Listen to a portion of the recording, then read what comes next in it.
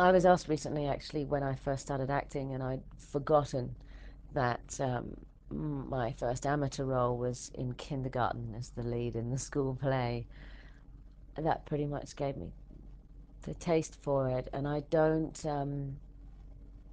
mean to compare myself specifically with the likes of Mozart or Beethoven, but I really don't think they woke up one day and said, "Gotta decide, do I want to make cakes for a living or be a composer?"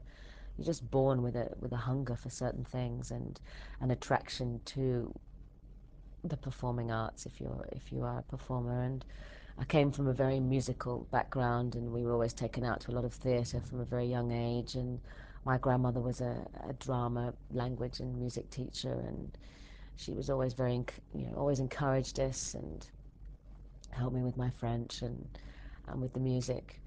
And I suppose people expected that I would be a singer, that I'd do opera singing and go and get the training. And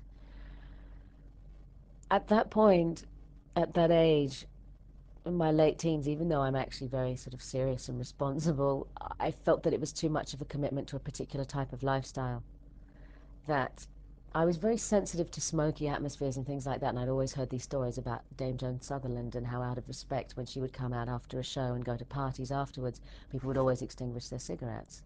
You can't expect the world to stop doing what they're doing, and I would get so stressed out about performing that something would happen to my voice. I'd get a cold from stress or whatever. So it was like this sort of weird self-sabotage that would happen. So I wanted to just give myself a bit of a break. And the acting to me was more of a challenge because I expected less of myself. Um, but I wanted to work very hard at it, and there seemed to be more to learn because I had this innate sense with the music at a young age.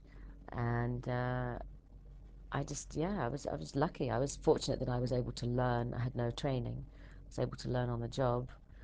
I apologize to audiences who saw my earlier work, but hey, move on. We learn.